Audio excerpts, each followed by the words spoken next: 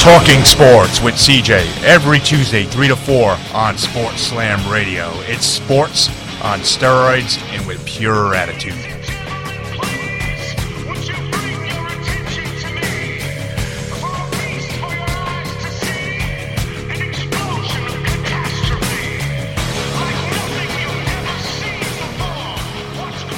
Good afternoon, everybody, and welcome to Talking Sports with CJ and Fonz today on August 21st, 2012. Today is our last Tuesday show. Starting next Wednesday night, we're going to be in prime time every Wednesday night, 7:30 to 8:30, beginning August 29th. So this is the last Tuesday afternoon show, and it'll be a great one today. We're going to have a nice NFL preview show today. We're going to go through every division, records, playoff, and Super Bowl, and we're also going to We'll mention our Super Bowl winner, and we're also going to get into our top 5 fantasy football running backs. But first, we'll jump with some headlines. I'll be first introduced back to the show, Fonz. What's going on? What's going on, man? Good weekend? Very good weekend. Good. Back in effect. Live it up? Yeah, a little too much. Well, I'll tell you what I did Saturday night. I watched the Bears beat the Redskins and with a last-minute field goal, but first quarter, Cutler to Marshall was just, I've never seen the Bears aerial show so impressive. That's why I'm wearing all my Bears gear today. My Monsters of the Midway shirt, my Bears hat. It's football time. How much did Cutler play? He played, what was it, almost 2 quarters, which was shocking for a second preseason game, you know? First pass, 41-yard pass to Marshall, first pass. So, I'm telling you, Bears, I got high hopes. But before we get into football, we're going to jump into a little baseball first. And I don't know if, of course, everyone knows by now, last Wednesday, Felix Hernandez pitched a perfect game. It was a 23rd perfect game in Major League history. He had 12 strikeouts. And Fonz, listen to this, 77 of his 113 pitches were strikes. Were strikes. And another fascinating fact about this perfect game is 3 of the 6 no-hitters this season have occurred at Safeco Field. Say that again? 3 of the 6 no-hitters that have occurred this year have happened at Safeco Field. Can you believe that? Well, that's definitely a pitcher's ballpark. Well, I want to ask you, would King Felix get more publicity if he played in a bigger market than Seattle? Okay. Well, he makes $19.7 million a season. Mm-hmm. So as far as publicity is concerned, I think he's happy the way where he is.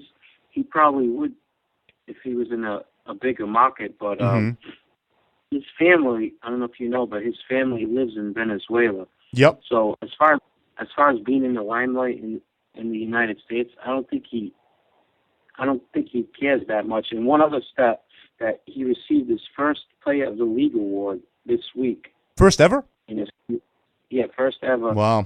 American League Player of the Week. Well, he definitely earned it. And it always happens against the Rays. As great as the team they've been this year and in years past, they always get no hit or perfect game against. Yeah. He's only 26 years old. Yeah, he is something. I mean, I watched some of that game on Wednesday, and it was just, he was amazing. What a pitcher. I mean, he definitely is one of the best in the American League. Yeah, I caught the end of it. ESPN2 had it on, the whole 9th inning on. So it was a cool finish. Only the 23rd perfect game in Major League history, 3rd this season. Wow. So, yeah, it was impressive. It was impressive game, and just Rays have rebounded since then, but boy, they look bad that day with the bat. Oof. He's on top of the game, but one guy who's on the bottom of the game, Melky Cabrera, tested positive for testosterone, suspended 50 games. Now, he's almost single-handedly responsible for the National League hosting the World Series. And I don't know if you know, but his contract is up this year. And behind Josh Hamilton, he was going to be the second most sought-after free agent outfielder. And there's reports that he would have been offered a 5-year, $75 million deal. Oof, so yeah. He pretty much blew that. Now, 2 years ago, his batting average was .267. He had 8 home runs. And then he signed a 1-year, $1.5 million deal with the Royals. Mm-hmm. He got 200.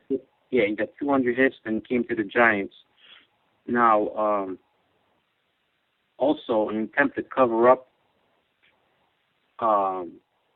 what had happened, he had someone set up a fake website selling the product that he supposedly accidentally took.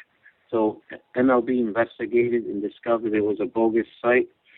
There's no further actions going to be taken. But I thought MLB was getting past this whole steroid thing. Is 50 games enough for a first offense? I know you saw this. They have a no tolerance with gambling. Should it be like you get caught once, you get a year suspended? No, I currently like the rule, the 50-game suspension for a first-time offender. I just think it fits it. 50 games is a lot, even for a baseball season. 50 games is a lot. Now, I mean, this hurts the Giants. They're neck and neck right now in the division with the Dodgers. So Melky's loss is going to be big for the San Francisco Giants.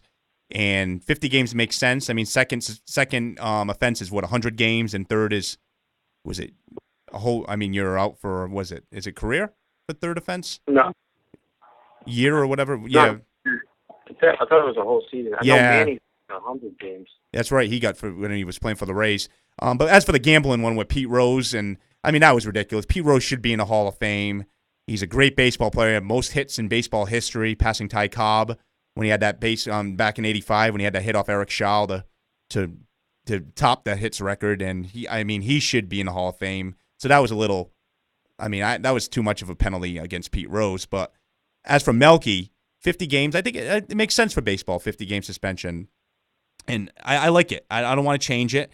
And with Melky, I suspected something was wrong. This guy went from being a role player with the Yankees, not an everyday player, and then all of a sudden his MVP of the All-Star game, and makes you start to wonder, Well, like I said, he blew probably a 5-year, $75 million deal that he was going to get, but he probably wouldn't have got those numbers anyway had he not been taking testosterone. Yeah, and I like the whole fact they said, well, he came forward, he came forward about it. When they found out, he admitted it. Oh, yeah. He's so, he comes forward. Would he have come forward if they never found out? That made me laugh, He's such a, trustworthy guy. So the fake website was pretty funny, though. Oh, yeah, it's ridiculous. I mean, do you think he was not going to get caught? But from low to lower now, as we get into Bobby Valentine, this story that's been surfacing all year with the Red Sox. The Red Sox are just, they're hanging. They're still could catch the wild card. It would probably take a miracle at this point. But Bobby Valentine's just been a terrible year. He probably never could get a manager gig again.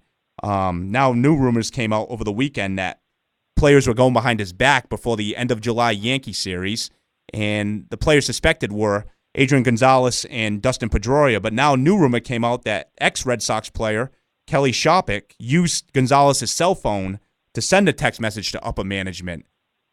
You living in New England, being a Red Sox fan, what do you think of this whole situation, and were the players wrong to go behind Valentine's back to management? Okay, 17 players went to that meeting on July 26th, mm-hmm. and I think it's no coincidence that the story got leaked after Kelly Shopik got traded. Adrian Gonzalez was sick of all the fighting, and he allowed the text messages go through his phone because, after all, he is the highest paid player on the team. So they all, after all talking about it, thought it would be best if text came from his phone. Shopik is denying that he was the creator of the text. And of course he is. The guy's a dirtbag. I'm telling you, living here in Tampa Bay, he played for the Rays. Somebody that lived in his neighborhood that called in on a radio show in Tampa Bay said the guy is a total dirtbag. So Shopik, I think, is the culprit. Well, Tito Francona said they used to do this once a month, but it was about 6 or 7 players with management, and he was involved. they had to bring it to they had to bring it to the attention of everybody, their dislike for Valentine. But as a result, the owners came out and said that they weren't going to fire Bobby Valentine in the middle of the season. Mm-hmm. And yesterday, they fired pitching coach Bob McClure. Yep. And also, what Tito says, when drama starts in Boston, it's hard to stop it. And this is just spiraling downward for Bobby Valentine. Oh, yeah, it'd definitely be a one and done for Bobby Valentine. That I'm pretty sure. I don't like him, but, I feel bad for him in a way. He was put in a no-win situation. Oh, come on. I don't feel bad for the guy at all. The guy's been making trouble since the season started. So it's his fault Beckett is 5-15 or whatever he is? I'm not saying that's his fault. That's McClure's fault and Beckett's fault. But and Red Sox have had bad luck. Now, I just read today Crawford is out for the season. Again, he's been a total bust for the money they're giving him. So you haven't had their full starting lineup once this season. Yeah, well, they're definitely done this year. Maybe next year. Yeah. Well, moving right along, let's get into a little bit of football. I know we're going to get our previews later. Mm-hmm. But this season, right now, there's 4 rookie starting quarterbacks set to start week 1, and possibly 5 if Russell Wilson takes over from Matt Flynn. Mm-hmm. Jake Locker and Ryan Tannehill were named starters for week 1. As far as Ryan Tannehill is concerned, not even Dan Marino or Bob Greasy started their first game at quarterback for the Dolphins. Mm-hmm. He also was the first Dolphin quarterback drafted in the first round since, do you know who? Say again? Tannehill. What about him? He was the first Dolphin quarterback drafted in the first round since, do you know who? First round Dolphin quarterback. It's got to be Marino. Since Dan Marino. Yeah. Mm-hmm. And since Marino retired in '99, the Dolphins had more starting quarterbacks than any other team. Jay Fiedler. All right, go ahead.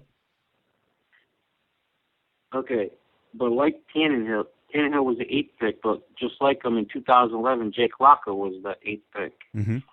He's all set to start. He beat out Matt Hasselbeck, who helped Tennessee go 9-7 last year. Hasselbeck's making $5.5 million. Jake Locker makes around $1 million, a little bit over $1 million. With Tennessee, Locker he threw 544 yards, no interceptions, and 4 touchdowns last year. Now, Mike Munchak said that Locker gives the Titans the best chance to win the AFC South. Do you agree with him? I know you don't, but what do you think of that? I don't know what Mike Munchak was watching Friday night, but I watched the Bucs-Titans game, and Locker was just terrible. He was 4 of 11, 21 yards. He had a pick. He was just awful. And I don't know how he thinks. I mean, Tennessee's a team that could make the playoffs, but it would have to be with Hasselbeck at quarterback, the veteran. Look what he did in Seattle. And if they're trying to win now, Hasselbeck gives them the better chance to win. I just think this kid's the future, and they have a lot invested in him, and that's why they're giving him that start. But, he was just, to me, atrocious on Friday night. And the whole preseason, even his first game, he wasn't as good. So Hasselbeck's definitely outplayed him through training camp. And I think this is just with how much they have invested in this kid.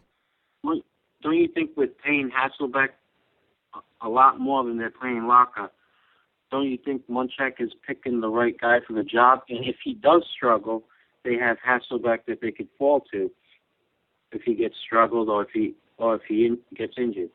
Well, I guess say this: good luck to Locker because his first game will be against the New England Patriots, so that could be ugly. And Tannehill's first game is at Houston. Yeah, which it could be ugly too. So could be ugly debuts for those two. But sticking on the NFL side of things, I don't know if you've seen, Fonz, in the preseason, we've seen so many injuries. Michael Vick, for the second time, got hurt last night. We also saw Jason Witten get seriously hurt with his spleen. Brian Orakpo got hurt with the Redskins against the Bears on Saturday night. Vincent Brown of the Chargers had a serious injury. He's out for a while. And even Chris Conte, the starting safety for the Bears, got hurt. Are there too many preseason games in your eyes? No, I don't think there's too many games. I think it's just right. It gives the players a chance to prove themselves, like the last 26 of the team. Belichick last night, he benched Brady. There's no rule saying you have to play the stars. That's true. I agree. And Cutler got benched the first game. Teams need time to prepare. It's a long season. They need to see how deep their team can be. Mike Tirico brought up a good point last night watching the game. Mm-hmm. I don't know if you remember Saints and Patriots practice at Gillette, and I went to go see them. Yeah, I know. You sent me 100 photos. I still have them on my phone, but yeah, go ahead. We're just jealous that you weren't there. Okay. You get your closest team. So he thought that would be a good idea to videotape that and put that on the air, because you see Brady and Brees throwing 65, 70 passes. Mm-hmm. Also, they're charging full price for preseason, which I don't agree with. So that just ends as well. But I don't have any problem with the way the preseason's set up. Yeah, me, 4 games seems like a lot. The first and the last game are the worst. The last game being the worst because it's the starters don't even play. It's mostly a game for the final players trying to make that final cut. The best game to look is the third game. That's when the starters play into the third quarter. So, you got some teams playing 5 this year, like the Saints and Cardinals, because they played the Hall of Fame game, which is a little much. But, you're going to see injuries. It's football. It's a rough game, Guys are big, strong, and fast. So, you're going to see these injuries regardless if it's preseason or regular season. Yeah, if it's going to happen, it's going to happen. Mm-hmm. Michael Vick doesn't need to be running around like a wild man in the preseason and opening himself up to injury. He's a fragile quarterback. He takes too many hits. Yeah. And now who knows how long this rib injury is going to last. It's not broken. Sometimes when it doesn't break, it actually lasts longer. Oh, he got depleted. Jermaine Cunningham, oh my God. The ex-Gator just depleted him. Now, from getting hurt and being out in preseason to getting cut, it's lights out for Sean Merriman in Buffalo. Yep. Yeah, finally. I've been waiting to say that, even though you hate that guy. Well, because him and his lights out dancing and the Patriots went there and did it on his field, he got all pissed off. I remember that in the 2006 playoffs. Yep. I think that was his last good season. That after that he got caught testing positive for steroids. I think he was Defensive Player of the Year in 06. He was. Yeah. And defensive rookie. He was Defensive Rookie of the Year in 05. Mm-hmm. He's only 28 years old. He was scheduled to make $4 million, so Buffalo released him. In his first 3 seasons, he had 39.5 sacks. In his past 4 seasons, he's had 6 sacks. And played only 23 games. Coach Chan Gailey says he's a better linebacker in the 3-4 as opposed to playing the defensive line in the 4-3 in which the Bills play. Mm-hmm. Is his career done? He's only 28, and are the Bills better off without him?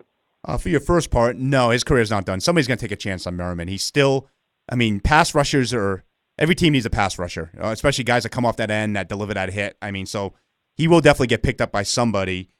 Are the Bills better? I don't think it hurts them that much. They signed Mario Williams. They signed Mark Anderson, the ex-Bear Patriot, who's going to add some pass rush to that Bills defense. So defensively on the defensive line, the Bills are pretty stacked. They also drafted that kid a couple years ago. Was it Marcel Darius or something like that? Yeah, he wasn't supposed to be a starter anyway. No, so it's not a big loss.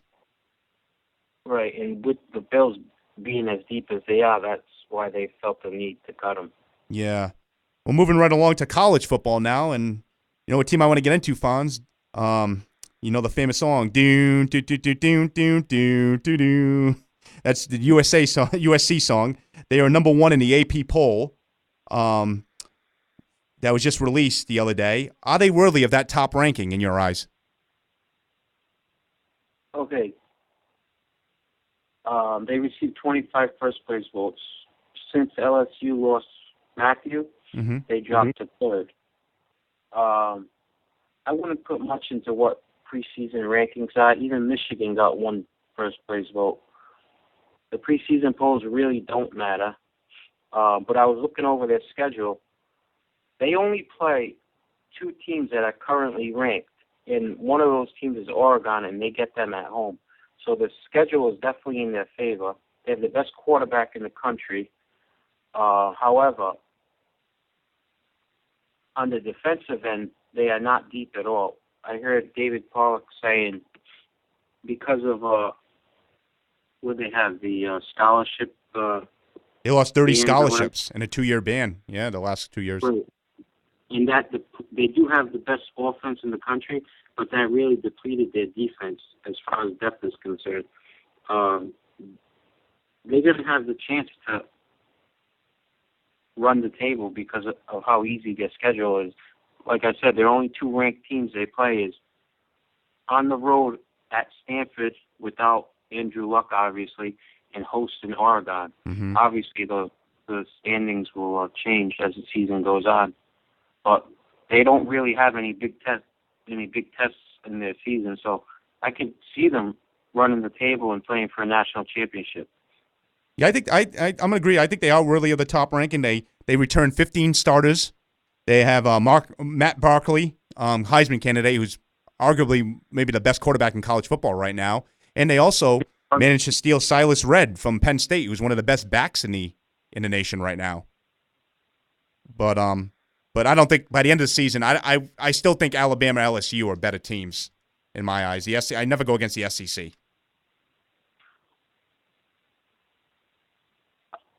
Do you know how come Florida doesn't have a quarterback yet? Yeah, they're going to be making a decision soon. I was reading Tim Muschamp, the coach, is going to be releasing his depth chart August 27th, which is Monday, will be the first depth chart that's released. So by then we'll know if it's going to be that kid Briscoe at quarterback, who has a good chance of starting. But we're going to find out the whole Florida depth chart soon. Would they do a shared quarterback role? No, I think they're going to go. They're going to go clear cut one. Brissett, or I think Brissett and was it Driscoll, the two kids? Yeah, they're vying for the quarterback spot. What about Ohio State? How do you see them doing? With Urban, the top 25 school. I wouldn't say that. I think Wisconsin's the best team in the Big Ten. Big 12, I should say now, right? Because with the addition, Nebraska will be good, but yeah, I still like Wisconsin. That's interesting. Yeah. I wish we could get more into college football, but as the season gets underway, we definitely will be talking a lot of college football. I know you're a big fan. Oh yeah, we definitely will be starting soon. We'll get in a lot. We'll be getting into a lot of college football pretty soon. All right, but for now, also in the news yesterday. Was it yesterday? Yep. Augusta National. In a historic change at one of the world's most exclusive golf clubs, Augusta National invited former Secretary of State Condoleezza Rice and South Carolina financier Darla Moore to become the first female members in the club since it opened in 1932. Before now, women were allowed to play only as guests. Now, the British Open is also an all-male club, so they're probably next on the hook to do this. But I believe the main reason that this happened this year is IBM is the club's top corporate sponsor, and their new CEO is a woman, and the previous 4 CEOs of IBM were all Augusta members. So a lot of things were in the works for this to happen. Is this like too little too late, or should they get some credit for doing this? Well, Augusta National, it opened in 1932, and I believe, this is a little too late. This should have been done 30 years ago. I remember back 10 years ago when, Martha Burke was fighting to get women in, and Hootie Johnson, the old CEO, he wouldn't allow it, and then he stepped down in 2006. And so, this was a little just too late for it to happen. What are we? We're 50 years behind time in this? Come on. women should have been allowed a long time at this golf course, and it's about time it happened. And well, I mean, Condoleezza Rice is a very powerful woman, so she definitely earned her way in. But I just think it should have happened a long time ago, 20, 30 years ago in my eyes. So, but I'm glad it happened. Well, they allowed the first black male to enter the club in 1990. And that was late. That was like 30 years too late. So, I don't know. I mean, I'm glad it's finally women are in, and but we'll see if British Open does it now. Yeah, British Open should. I heard Annika Sorenstam might be next to be invited. Oh, really? Well, she's a great golfer, so she definitely earned it. Moving right along to the NHL now. We haven't talked much NHL lately, but I don't know if you've heard, Fonz, the labor agreement's about to expire. Was it September 15th? And Gary Bettman, the commissioner of the NHL, has already said that once a labor agreement expires September 15th, if there's no deal in place, there'll be no season this season.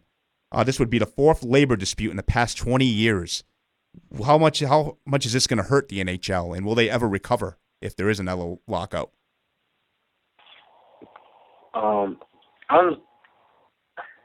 This is tough because the last lockout was in 2004, right? Yeah, wiped out the whole season. Actually, 2005. It was a year after the Lightning won the Stanley Cup. Right. The league wants the players to give up a significant amount of their salary to stabilize the industry. Okay, and the union says that goal can be accomplished by revenue sharing. The way it seems is that they're so far apart right now, and the players are prepared for a lockout. The league is scheduled to start October 11th. Mm-hmm. Well, this is really bad for the way it's looking as of right now for the NHL. I don't think they can recover. I mean, it's bad enough getting people to watch in a recession, go into games, and now you're going to fight over millions of dollars. It's just not fair. I look at it this way, they won't recover, because I was looking during the playoffs, there was some cartoons on Cartoon Network that had higher ratings than the NHL playoff games. So lockout, that would be it. I mean, and they got they got rising stars in the game too, like Sidney Crosby. They got guys that can market. You know, Alex Ovechkin and Jonathan Toews and Patrick Kane on the Blackhawks. They're marketable players, but no way. They won't recover from this lockout. Yep, it's pretty sickening. And somebody else I'm pretty sick of is in the news again. Just Tim Your Tebow? boy, Roger Clemens. Okay. I thought you were going to say Tim Tebow, but okay, go ahead. Oh, I thought we were going to go a whole headline without saying. I know, I threw him in. Okay. Okay, Roger Clemens. He's making a comeback. At 50 years old, he signed with Sugarland Skeeters of Texas in the Independent Atlantic League. Ugh, yeah. He's scheduled to make a start this Saturday. His fastball is supposedly 87, and he has all his pitches. And I heard if he has a couple good starts, he will make a stop for the Houston Astros next month. Now, he was due to be up for the Hall of Fame next year. And I heard that the reason he's doing this is because once you get back in the league, it delays you for being up for the Hall for another 5 years. So he may be doing this to delay it, hoping that the voters' sentiment will change about the steroid era by then, and then he could get into the Hall of Fame, which is, everyone knows that's his dream. What do you think about this, and what do you think he's trying to accomplish? This is a circus act, sideshow, Roger Clemens act. Him trying to get back in baseball. He's 50 years old, 87. You throw that to a great hitter in baseball. I don't even an independent league player. They're going to crush it out of the ballpark. I think it's a joke. It will definitely bring money in for the team, for Sugarland or whatever, because, I mean, people are going to come to see Roger Clemens play. And independent leagues become a joke. I mean, you had Canseco 1 year playing for the Newark Golden Bears. He was like 50 or whatever. And then they had the act with, who was the guy? Jose Offerman. Didn't he go after a guy with a bat, an umpire, somebody during an independent game a couple years ago? Yep. So it's the has-been league, I call it. So And Clemens has become a has-been, and maybe the Astros, their attendance is way down this year. They're the worst team in baseball. They could use that to boost attendance for a day or two. They just fired their manager, the Astros, and they said they're going to focus on regaining the attendance for the club. Well, it's a joke. It might help them for one day, but it's a joke. I'm sick of Clemens, sick of hearing about him. I wish he'd go away. And I guess we're still going to listen to him and hear about him for at least a few more months, right? Gordie Howe played 3 years in the NHL up until he was 52. Yeah, it's just these guys don't know when to call it quits. It's almost like I hate to bring professional wrestling into it, but Hulk Hogan's like, 60, and he's still doing some kind of wrestling. So I mean, these guys in the Starlight, they can't give it up, and that's how Clemens has become. But if you want to argue these points, you can call in the show at 727-493-2055, or you can text me, CJ, at 727-278-9814. We got Fonz on the line from Providence, Rhode Island, hosting with me, and we're going to jump right into the NFL predictions, and we'll go through each division, each team, record-wise, and we're going to start with the AFC East, Fonz, and I want to hear how you predict the AFC East to go this year. Okay. Of course, I have the Patriots atop at 14-2. Ooh, 14-2. Well, Wow. I was going to have them 16-1. Oh. I mean, 16-0. What's that? 16-0. If you've seen their schedule, they don't play any. I mean, the best quarterback they play is Peyton Manning in Week 5. Wow. Other than that, they play Matt Schaub down the line, but that's pretty much it. So I have Brady outplaying just about everybody. Okay. But after that, I don't have anyone else in that division making the playoffs. I got the Bills at 8-8, Jets 7-9, and Miami 4-12. Well, I'm going to agree with you with the Patriots, but I have them going 12-4. They signed Brandon Lloyd. I love that Chandler Jones, as you know, who they drafted. I wanted the Bears to get him. That guy's going to be a beast. Dante Hightower is a good pick. Second place, I have the New York Jets at 9-7. I think Tony Sperano's going to help that offense a little bit. The big loss for them is Eric Smith, who led the team in tackles, is out for the season. Third place, I got Buffalo at 8-8. I think the defensive line is definitely, with the addition of Mario Williams, like we said, and Mark Anderson, is definitely going to boost that team defensively. I'm just not sold on Fitzpatrick as quarterback. I think he led the NFL in picks last year, so I'm not sold on him. And then my last place team is Miami. I got them going 4-12. New quarterback, new coach. Tannehill has no one to throw the ball to, so I got them last in that division. All right, so we have Buffalo and Miami. We have them the same records. Okay. And since you said Tebow would be the starter last week, you have him at a winning record at 9-7. I know, unfortunately, I do because of the defense. I think defensively, the Jets are going to regain that form they did from a couple years ago because I still think they're a good team defensively. It's not because of Tebow. They're going to win despite of Tebow, kind of like the Bears did with Grossman back in 2006. But moving right along to the AFC North, and I have winning that division despite no Terrell Suggs. I still think they're a great team, and I think Flacco's going to show up this year, and Ray Rice is happy with his contract. I have Baltimore going 11-5, winning the division. I have at second place the Pittsburgh Steelers at 10-6. I know they hired Todd Haley as an offensive coordinator. Mike Wallace, that whole contract dispute. But the one guy I look for the Steelers to have a big year, as I'm telling you, is the Gator, Chris Rainey. Watch out for him this year. Third place, I have Cincinnati at 7-9. I think they'll take a step back. I think Dalton will have a sophomore slump. Still big on A.J. Green. And then last place, I got to go the Browns, 5-11. Trent Richardson, I know he's been knee injuries, but I think he's going to be a very elusive back. And I'm just not sold on Whedon as quarterback, 28-year-old quarterback drafted. So the Browns I have in dead last again. All right, so we're in agreement in the AFC North because I have the same order. In fact, I have the same record with Baltimore and Pittsburgh. Mm-hmm. Cincinnati, I have 6-10. And I have the Browns at the worst record in the league at 2-14. Wow. Yeah, they're going to be pretty bad. And, yeah, I mean, it's just Browns are just a sellage well every season. Okay, Yeah, go to your South division. What's that? Go to the AFC South now. How do you see that turning out this year? Well, I'm sure you have Houston on top, as do I. Mm-hmm. I have them at 11-5. What do you have them at? 11-5. Wow. followed by Tennessee 9-7. Yep, me too. I think Tennessee 9-7. They do have rookie quarterback, like we said, Locker, and the whole thing with Kenny Britt, how he's been in trouble all offseason. But they did draft Kendall Wright, so he'll be a good pickup. So I have them second. Plus they have Chris Johnson, and they play defense. So I have Indy third. Yep, me too. I have them at 6-10. Oh wow! I gave Andrew Luck 5 wins, and followed by Jacksonville's 3-13. I don't think Jones Drew is going to come play this season. I really don't. Well, like I said, Indy 6-10. Bruce Arians is the new offensive coordinator, who was the offensive coordinator for the Steelers, and Chuck Pagano switching to a 3-4, which I don't know how that's going to benefit Dwight Freeney too much because he's undersized defensive end.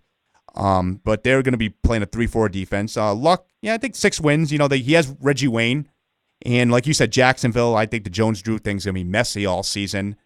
New coach Milwaukee. But Blaine Gabbert, I read, has been playing good in the preseason, but I don't think that's going to carry too much into the regular season. I'm not a Blaine Gabbert fan. I don't know about you. Yeah, I saw him. He's playing well, and Justin Blackman is too. Yeah, so they've done some good things. They beat the Saints, and I know it's only a preseason game, but Jones Drew is a big loss, and if he's unhappy, and he's made it very known how unhappy he is, Jacksonville, they'll be lucky to win 5 games. I don't know why they're not just paying him. Yeah. No, I agree. He's a great back. He should be paid, and he's definitely one of the top 8 backs in the NFL. Moving along to the AFC West now, which is interesting now with Peyton Manning in the division, and I actually have the Broncos winning the division again, but at 10-6. Last year they won it at 8-8. I think they'll go 10-6. Jack Del Rio's the new defensive coordinator, very good defensive-minded coach, and they got Peyton Manning, and of course they got sophomore Von Miller. So yeah, I also have Denver winning at 10-6. You think Peyton Manning will definitely be? I think he's going to get comeback player of the year in my eyes. Yeah, he should. I think he should have a pretty decent season. It is Peyton Manning. First game though, they play the Steelers on Sunday Night Football in Denver. I can't wait for that game. I like Denver to win that game. Playoff rematch. Your boy Tebow, when we know what he did in that overtime, that was freaking amazing. I actually have, later on in the playoffs, I have the first round game, Pittsburgh at Denver. Wow. Rematch. Oh my God. Did you copy me somehow? We got so much. It's funny how we think alike. I guess 2 great minds think alike, right? Yeah, well, that usually means it's not going to happen that way. Yeah. Second place in the West, and AFC West, I have the San Diego Chargers at 9-7. Rivers will have a bounce back year, but no Vincent Jackson. So that means Antonio Gates is going to be the primary receiver, even though he's a tight end. So it was going to be Vincent Brown too, and he's hurt now in 8 weeks, broken ankle. You have them in second place, San Diego? Yeah, 9-7. Wow. I got Oakland at 7-9, and then KC at 6-10. That's where we differ. I have Kansas City at 7-9. They get Jamal Charles back. As you know, he tore his knee last season. And I don't think Romeo Crennel is that bad of a coach. I know he got fired in Cleveland, but I think Kansas City's 7-9. I forgot about the Romeo factor. Yeah. I should get them back at 8-8 just for that. In last place, I got the Raiders at 6-10. New head coach Dennis Allen. McFadden's got to stay healthy this year. They lost Michael Bush to the Bears, so McFadden goes down. They don't have that backup running back who can step in. And I don't know what to think of Carson Palmer. Jason Campbell should have never lost that. I mean, he lost that job because of injury, and then they didn't keep him. So I'm not a big Carson Palmer fan. I think he walked out on the Bengals. I think that was pathetic, and I'm just not sold on the Raiders this year. I think 6-10. All right. And if you guys want to counter, viewers want to counter our predictions on the AFC before we get into the who our playoff teams are going to be in the AFC. We're gonna go through the NFC first. But if you want to counter our AFC predictions, you can call us at 727-493-2055, or you can text me.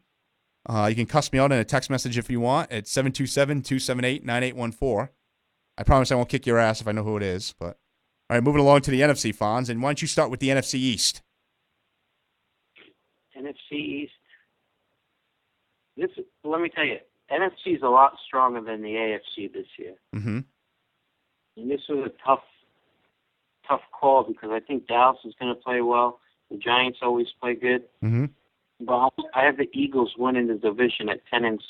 Wow. Then I have Dallas and the Giants tied at 9-7 for second and third, followed by RG3 and the Redskins at 6-10. Okay. Well, I have the G-Men winning the division at 11-5. I know Hakeem Nicks is hurt, but defensively, I love the defensive line. I'm a big Justin Tuck fan, being a Notre Dame fan. I love Pierre-Paul, he played for USF, so I got to see him play here. And I just like that Giants defensive line, and I still think they're the best team in the division. At number 2 in that division, I have the Philadelphia Eagles at 10-6. Michael Vick has to stay healthy for this team to make the playoffs and save Andy Reid's job. And they added DeMeco Ryans on defense, who, as you know, played for the Texans. Great linebacker. And then Dallas, I have them at 8-8. I'm just not sold on them. I'm not a Tony Romo fan, but they did add Kyle Orton as their backup quarterback. But one thing about them, they have the 3rd toughest schedule in the NFL, the Cowboys. So I have them at 8-8. And Washington Redskins, I have them at 6-10. I think RG3 is going to show some glimmer of hopes for the Redskins. That's a great football city, and they did add Pierre Garçon on offense, which will make RG3's life a little easier. But I still think they're 4th in that division. Yeah, Garçon's emerging as his favorite target. Yeah, and RG3, but I was watching the Bears-Redskin game, like I said, Saturday night, and the kid that came in from Michigan State, Kirk Cousins, he outplayed RG3. He threw like 2 or 3 touchdowns against the Bears. I know it's mostly against their second team, but Rex Grossman didn't even play. I was hoping he'd get the play at Soldier Field. Wasn't he a second-round pick, Cousins? Yeah, they went. That shows how much faith they had in Rexy. They went RG3 first round, Kirk Cousins in the second round? Yeah. But moving right along to my division, the black and blue division, the NFC North. My division, the Bears division, which it's going to pain me to admit this right now, but I have the Green Bay Packers winning the division at 11-5. I say 11 wins because that's a hard division. You got 3 great teams in that division, and Minnesota is going to be, of course, not as good as the other 3. But and what worried me about Green Bay is you already have Clay Matthews, who's a great pass rusher. They drafted Nick Perry from USC, who is going to add more pass rush to that defense. But one thing I wonder about Green Bay, though, is their secondary. It was bad last year, as you know, Fonz. Can you call yourself a Bears fan? I'm being a realist. Even I have the Bears winning the division at 11-5. No way. Do you really? Yeah, I got the Bears winning the division and having a first-round bye in the playoffs. Oh, my God. And I'm sitting here covered in blue and orange. I have them going second place at 10-6. That's what I got the Packers. I got Detroit 9-7. I have them out of the playoffs. Yep. And the Vikings 5-11. My God, I get the same thing. I have the Bears 10-6, making the playoffs. I was watching them. They have size at receiver. The kid you got to watch out for is Alshon Jeffrey. I'm telling you, this kid from South Carolina is going to be something this year. And then you already have Brandon Marshall, who, like I said earlier in the show, Cutler is just. What you're doing? You're talking down the Bears so that they don't win the division, so you don't get disappointed if they don't, and then you'll be extremely happy if they do win the division. Well, they do play Green Bay in week 2, so I like the early test. That's going to show us where we are early, and I can't wait for that game because Green Bay's got to be wondering. They got to be a little nervous when they see the Bears add Brandon Marshall because, and all you critics that always rip on Cutler, I'm telling you, Cutler's going to have a big year.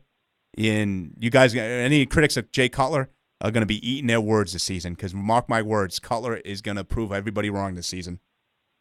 That's a favorable schedule for them to go to Green Bay in week 2 as opposed to a cold December game. And they play Green Bay comes to Soldier Field in December.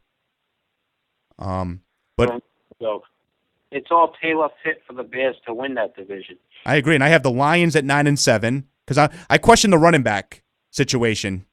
As we know, Javid Best is still out with concussions, and LaShore is still out, the backup running back. So I question their running back situation. So I have the Lions like you at 9-7, and Minnesota I have them 5-11. They did draft Matt Kalil, who's going to be a great offensive lineman, but AP is still not 100%, and I'm not sold on Christian Ponder as a starting quarterback. He's not a bad player. I'm living here in Florida. I get to see a lot of them at FSU, and I'm just not totally sold on Christian Ponder, but I think it's going to be a rough year for Minnesota. Since he took over, Percy Harvin had the second most targets in the NFL behind Wes Welker. Wow, I didn't know that. But one thing I like about Minnesota is Leslie Frazier, though, ex-Bear. That's the only thing you like about him? He's an ex-Bear? Yeah. He was on the 85 Bears. Greatest team of all time. All right. Let's move right along on that note. Okay. NFC South? Mm-hmm. Okay. Another tough division. I have the Saints and Falcons both tied at 10-6, but I have the Saints winning the division. Okay. Carolina takes a couple steps up from last year. They get to 8-8. Tampa Bay still at the bottom, 4-12. Wow, you give no respect to the Bucs. All my Tampa Bay viewers are going to chew your ass out. I gave them 4 wins. How much better can they be? Well, I have Atlanta winning the division at 10-6. I think Julio Jones is going to have a big year this year. I've been reading a lot about him in camp, and even Peter King said he's been the most impressive player he's seen in camp. Who said that? Peter King said that out of all the teams he's seen in camp, I think he's seen about 10 teams. He's been most impressed with Julio Jones in camp. He also had Dolphins in the Super Bowl a couple of years ago. And then it's second place. I have the Carolina Panthers at 9-7. I think Cam Newton is not going to have a sophomore slump. I think he's going to have a bigger year than last year. And they added Mike Tolbert in goal line situations, and they already have DeAngelo Williams and Jonathan Stewart. Third place, like I said earlier, I have the New Orleans Saints at 8-8. I just think Sean Payton.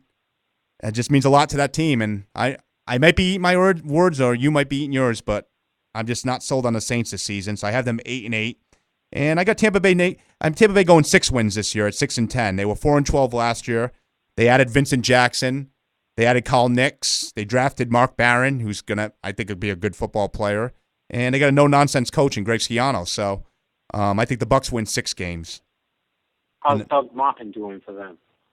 He's been, I mean, it's hard to say 2 preseason games, but the 2 games he's played in, he's been good. I believe he scored a touchdown in the first game, but from what I'm saying, him and LeGarrette Blount, from what I'm hearing, is going to be splitting the carries. I don't think they have a clear-cut starter right this second. But moving right along to the NFC West, and I'm sure you probably agree with me, I have the San Francisco 49ers at 12-4. Weak division. I do, actually, 12-4. Yep. Randy Moss, they added Mario Manningham, who had the big catch in the Super Bowl. Defense was ranked 3rd in the NFL last year. They have Willis at linebacker. Patrick Willis is a total animal. And I think they're hands down the best team in that division, maybe the best team in the conference in my eyes. Second place, I had Seattle at 7-9. I had Seattle too, but I have them at 8-8. And yeah, I think they're in that mediocre type group. We'll see how Matt Flynn does. Marshawn Lynch had over 1,200 yards rushing. We'll see if he can keep that up this season. In third place, I had Arizona at 7-9. As do I. It's too bad because you have a great receiver in Larry Fitzgerald, but then you're going to have either Skelton or Cobb throwing him the ball, and they're losers. Cobb he's a bum. Total bust. Bad. And last, I have the Rams. I just think Jeff Fisher, good hire. I have them at 4-12. This bad last year. They averaged 12.1 points a game. They gave up 100. Their defense gave up 152 yards rushing a game. That equals disaster. They signed Cortland Finnegan to boost the defense. That was about their big free agent signing. But I'd say 4-12 for the St. Louis Rams this season. Yeah, I got them 3-13, the worst team in the NFC. I got the Rams and Dolphins are my 2 worst teams this year. I think the Dolphins are going to be pretty bad.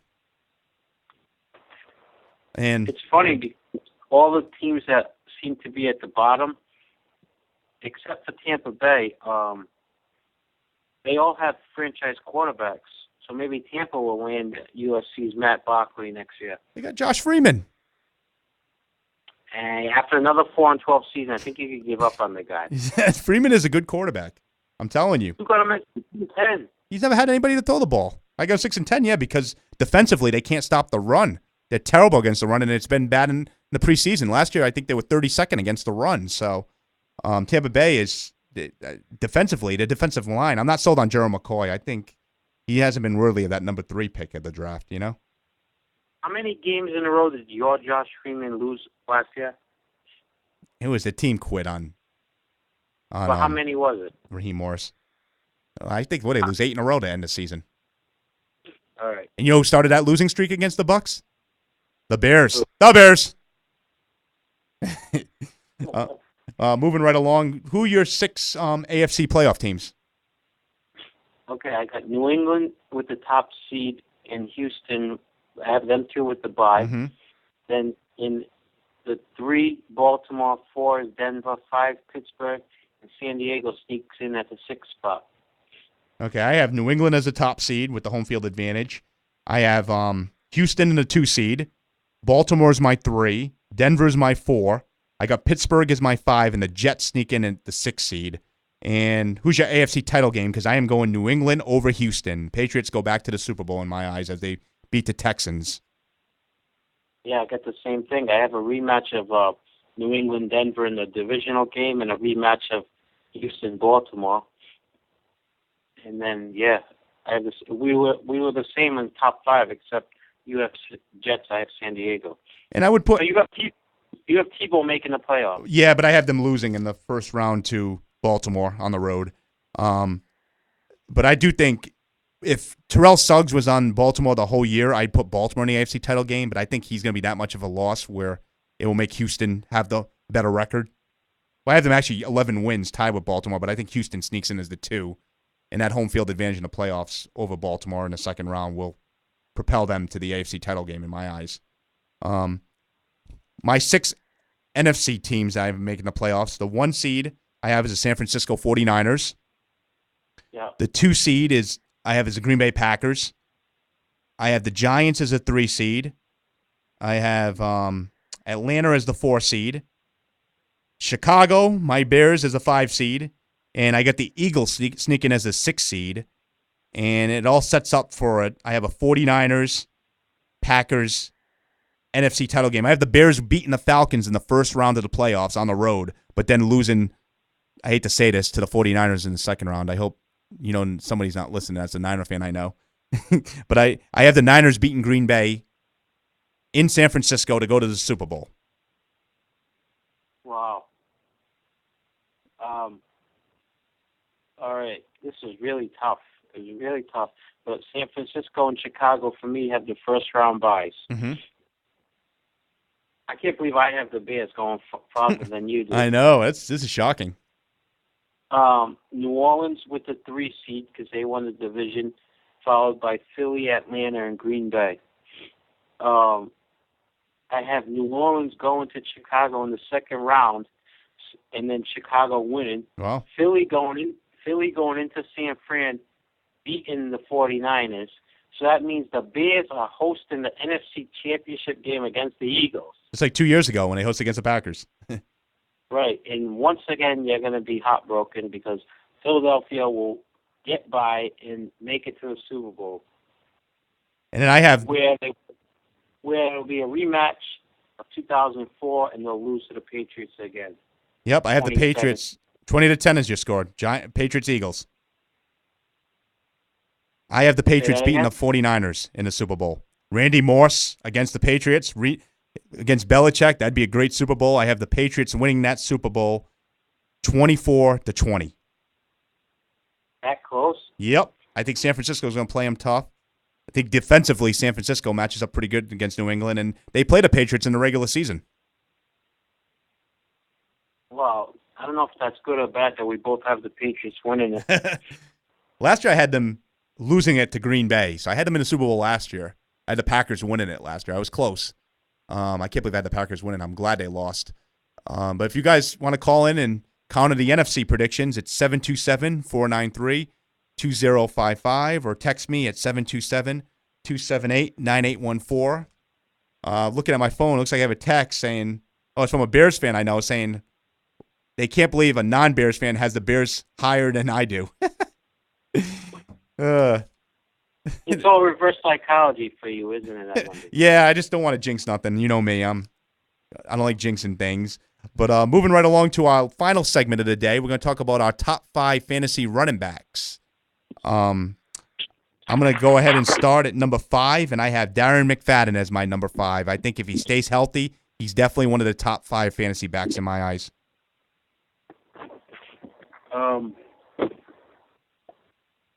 Well, I think that's the key is if he's healthy. Mm-hmm. I have him a lot higher as number 5, but I'd have to put Chris Johnson in there, number 5. You think he'll rebound? What's that? You think he'll rebound? Oh yeah, I think so. He's going to have to with an inexperienced quarterback. They're going to have to rely heavily on Chris Johnson. My number 4, and I want to put him higher, but I can't because of the whole goal line situation with Michael Bush getting a lot of the goal line situation, goal line type plays. Michael Bush scored 2 touchdowns in the red zone against the Redskins Saturday night. So I have Matt Forte at number 4. He still catches a lot of passes out of the backfield, and I think he's my number 4, a good old Matt Forte, who I actually got to meet back in February. Yeah, I don't have him in my top 5 because of that reason. You ballbuster. Huh? Oh, what, for the reason I met him, or because of Michael Bush? The reason you said Michael Bush is getting the goal line carries. Oh, okay. And I would have had Jones-Drew in there too, but I don't think he's going to come play this season. I have LaShawn McCoy at number 4. Wow, I have him a little higher. That works good because that intersects into what I'm going to say is because I have LaShawn McCoy at number 3. He's just a great back. I mean, even watching him last night. Not last night. What am I saying? The first preseason game. I didn't see him. I didn't watch much of the game last night. But McCoy, and even Gruden said about McCoy that he reminds Gruden of Barry Sanders. His moves and his elusiveness. Wow. So Gruden did say that. Gruden kisses everybody's ass on Monday Night Football. Yeah, he does. He loves Brett. Oh my God, he's loved Brett Favre. My number 3 is Darren McFadden. If he's healthy, he's going to be one of the best backs in the NFL. You're right, and he does have Michael Bush taking away some carries, so he's gonna. That's the key, though. I mean, the 2 big fantasy questions this year, health-wise, is Michael Vick and Darren McFadden. Imagine if they play a full season. Yeah, that's the big thing. You're right. Number 2, I have Ray Rice. I think with the new contract, no more dispute about that. He catches passes out of the backfield. He can break off an 80-yard run for a touchdown. He's that fast. He's small but quick, and I think he's going to be a big factor in that Ravens offense, and hopefully helps disguise some of the flaws of Joe Flacco. And that's why he's my number 1, is because he's great at catching out of the backfield, and again, he's going to be like their workhorse.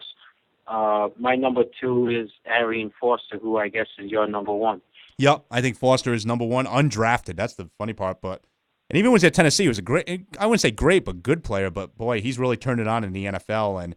And I'm really big on the Texans this season. I'm a big Brian Cushing fan on defense. I'm big on Foster. I like Andre Johnson, and the key to that team is going to be Matt Schwab. You know? Yeah, he's been healthy. Yep. But the sky's the limit if he does, and I still think they're the second best team in the conference, like we said. And yeah, we actually, AFC title game is the limit. I mean, some names we had to omit. I'm looking at our list. I mean, it's hard not putting Adrian Peterson in there, but like you said, he's coming off knee injury. He tear his ACL. That's serious injury. So I couldn't put him in the top 5. I had to leave Chris Johnson out. I came down to Chris Johnson and McFadden as my number 5, and I picked McFadden. There's a lot of good backs. A lot of good backs if you're going to be drafted. The key is like the second tier of backs. Mm-hmm. You have to draft smartly in your second running back taken. And I'm looking at my list too. Frank Gore. Frank Gore's another one. That's, he's a great back. Another sleeper you could look at is DeMarco Murray for the Cowboys. Mm-hmm. I forget what the number was, but when he got, I forget if it was carries or yards, but they were 5-0 when he got a certain amount of yards. And I think they were like 0 something the rest of the time. But also Marshawn Lynch. Yep. Ryan Matthews would be higher, but in the 32 career games that he's had, he's been on 15 injury reports. Yeah, he just broke his clavicle. Games. Exactly. Yep. And that's an injury where if he falls on it again, mm-hmm. he can easily re-injure it. And I'm looking, trying to see who else we missed that we could have added to this list. I mean, Ahmad Bradshaw is going to be the feature back now in the Giants offense with no Brandon Jacobs, but I don't think he's nowhere near a top 5 back, but I think top 10 maybe. And just looking at the list. Did we bring up Michael Turner? No, Michael Turner for the Falcons. That's right. Steven Jackson's another one. Yeah, Steven Jackson would be. Jamal Charles is going to have a comeback season, but now they brought in Peyton Hillis mm-hmm. to take some of the workload off of him. Yeah. So you have to be aware of the running backs who split time. Yeah, and going back to Steven Jackson, if he was on any team but the Rams, I think he could be a top 5 back. But when you're playing on a Rams offense, you're not going to get that many fantasy points. When they're scoring 12.1 points a game, you're not going to score. You're not going to get many fantasy points. But I think we just about covered it. And with the list wise, one guy you can steal away if Michael Bush. Nobody's paying attention. No, pick up Rashad Jennings because if Jones-Drew doesn't come back, he's your man in Jacksonville. Yeah, I'm telling you too. If you want to get easy points, Michael Bush might get like 30 yards a game because Forte is going to be not much of the offense. But they already said Michael Bush is going to be the goal line back in Chicago, and even if he scores 2 touchdowns here and there, that's 12 points in one game. So Michael Bush could be a late steal. That's my late steal pick. And then if Forte goes down, he's the full-time guy. Yeah, and that's what happened with him in Oakland last year when McFadden got hurt, and he had a great season for the Raiders. Took me to the playoffs. I didn't realize he's 245 pounds. He's a big back. He's a big boy. But predictions, I'm glad we did this. This was a fun part to do. NFL's right around the corner. We got the first game with Sunday, the Patriots, Bears, they open September 9th. But the first official game is the 5th? Giants and Cowboys. Yep. Then you got to 14 days away, right? Yep. Oh, no, 2 weeks from tomorrow. Yeah. And then after that we got the Monday Night Football. It's a doubleheader. Ravens Bengals first game, and I think it's Raiders Chargers second game. So you get and then we said the Sunday night game, you got the Pittsburgh Denver, like we said. So I can't wait. And then also week 1, you have Green Bay San Francisco, which should be a great game. That should be a national televised 4:00 game. That's great. Yeah. Can't wait. So, next week we'll get into more fantasy predictions. Me and Fonz will get into predicting our top 5 wide receivers and tight ends, and that'll be a fun part. What about it's a different time next week, right? Yeah. Next week we'll be moving to Wednesday nights, 7:30 to 8:30 next Wednesday night. It'll be a primetime show, and then the following week, I believe, will be that first. Following week will be the first game of the season, which I believe starts at 8:30. So maybe we'll do a little preview, NFL preview that night for that game. Get a little into that in the week 1 games. We'll make some predictions on the week 1 games. So. Yeah, we'll start our weekly picks, and I can show everybody how I'm a better football picker than you. I'm guaranteeing victory this year, just like I'm guaranteeing the Bears are going to be a dangerous team.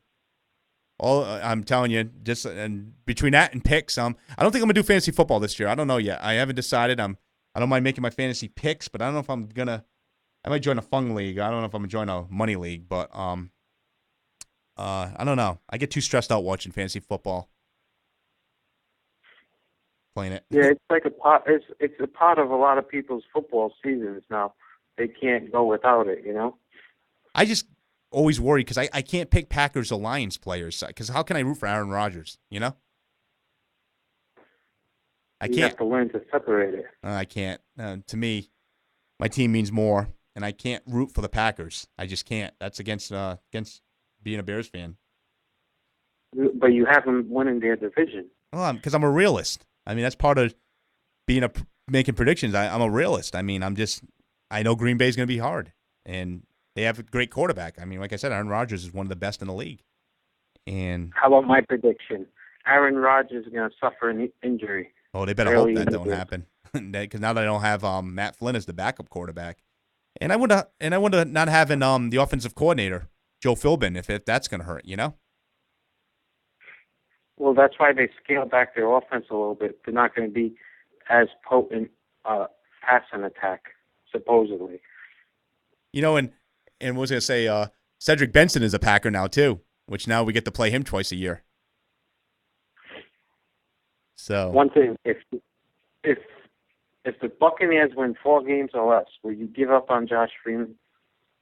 If they go, it depends because defensively they're bad. So I mean, it's hard to say. I guess see how he does. He has Vincent Jackson as a receiver. They added Dallas Clark. I don't know how he's going to be at tight end. I mean, he used to be great. And I mean, we will see. He's got good backs. He's got LeGarrette Blount and Doug Martin at running back, and they added Carl Nix at guard, and they already have Donald Penn at left tackle. So I think the Bucs they're on to good things. I really do. They made some good free agent signings, and they had a good draft, but hard division. But I still think Freeman is a good quarterback. I'm not saying he's great, but I think he's a good quarterback. He'll have a bounce back year. Yeah, I think he's a good quarterback too, but Well, you just made a lot of enemies. Because I'm looking, I noticed I had a text from before, and somebody's, I don't want to give a name because I don't like throwing people under the bus, is ripping you about the whole Freeman thing. Because, I have a lot of Tampa Bay viewers here in Clearwater. So. I'm sorry, but 4 to 6 wins is the most the Bucs will do. Yeah, I don't want to give this person's name. He's on my Facebook. He's a Bucs fan. He said he's ripping you, Fonz. Just saying, you don't know. He can't believe you ripped Freeman so bad. We'll see if they have the ability to take Matt Barkley next year, how he'll feel about that.